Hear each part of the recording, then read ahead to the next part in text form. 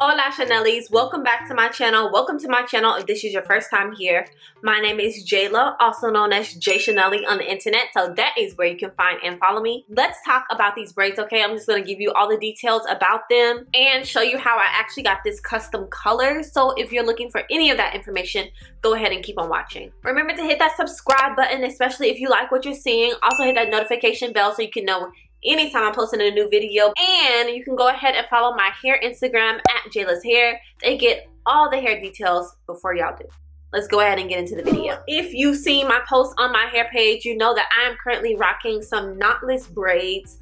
I've had these braids in for, I don't even know how long I've had these braids in, y'all. We've been in quarantine for so long, I've lost track of even the concept of time. So I believe I installed these braids April 11th through April 12th. It was a 2-day process for me, just like the last time. If you haven't already seen my knotless braids tutorial, I already have a tutorial on these, so you can go ahead and watch that above. And I already have some do's and don'ts, things you should know before you get knotless braids, things I learned after getting knotless braids. So I'll leave all of that linked above and in the description box below. Not gonna reiterate any of the stuff I already said in those videos. I just want to come and talk to you about my experience with these knotless braids.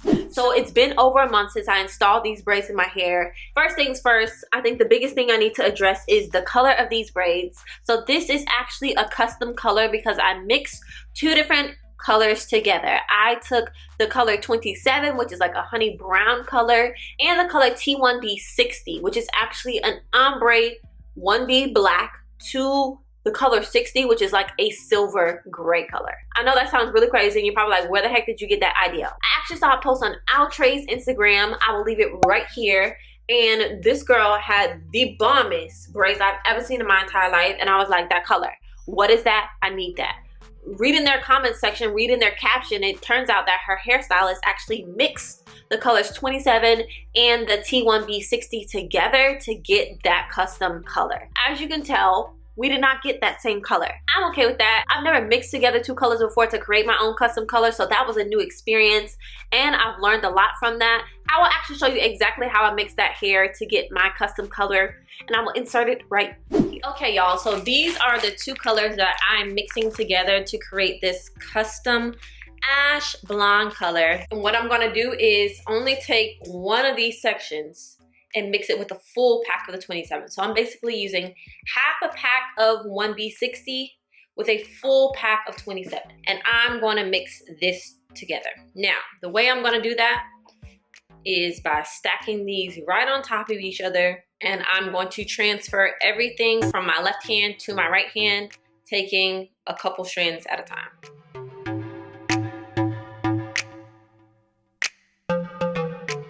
And yes, this is gonna take forever.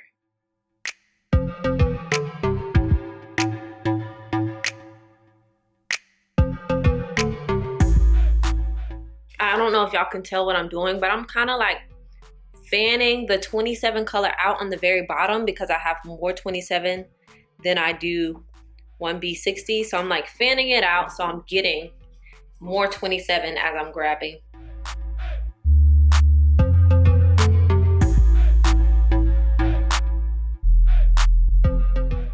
And I'm literally gonna do this until all of the hair in my right hand is now in my left hand. So this is what we are currently looking like.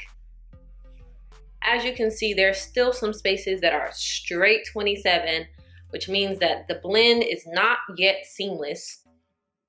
So what I'm gonna do now is start that whole process over again. So I really played around with those ratios of 27 to T1B60 and you'll see my results. I'm definitely going to touch on my color and what I did and did not like about that in just a second. So that's how I actually got the custom color that I'm working with. Now that I know what I know, I would definitely use more of that T1B60 and I would work better to tuck my actual hair because my hair is really making the whole shebang a lot darker than what it possibly could be. So I need to learn how to tuck with knotless braids. I actually really appreciate the color. Let me show y'all the color, okay?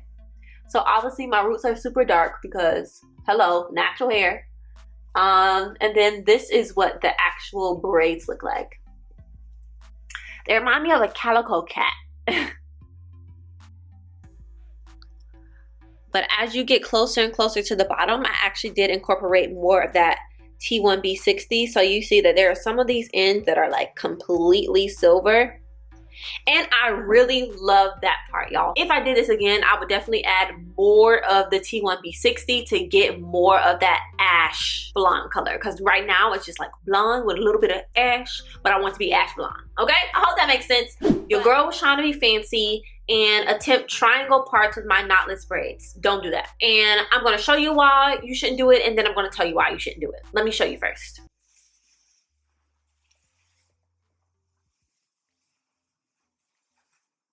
Flip to the back.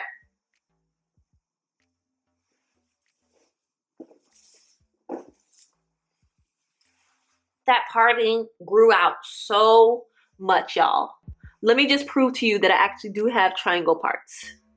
Let me just, you know, prove my case. Do y'all see that? Kind of a triangle, but I just realized that for me, with the triangle parts, my hair looks a lot more grown out than it did before, which I personally don't like if I'm trying to elongate a style.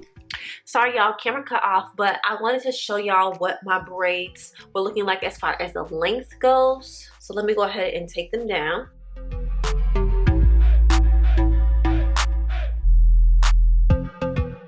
Okay, so this is the length of my braids, and again, these are actually straight ends. My last knotless braid tutorial, I did the goddess end, so I added some free tress hair into the ends. This time I only used connector line braiding hair, so this was actually a pretty cheap hairstyle because I only ended up using like 6 packs of hair on my head, and they were like $2. So this is a $12 hairstyle. That's really dope. So when I was ready to extend the braid, I just took a small amount, like the same size as one of the 3 sections, and I just braided it right in, and I kept doing that until I reached my desired length. I think I added in twice.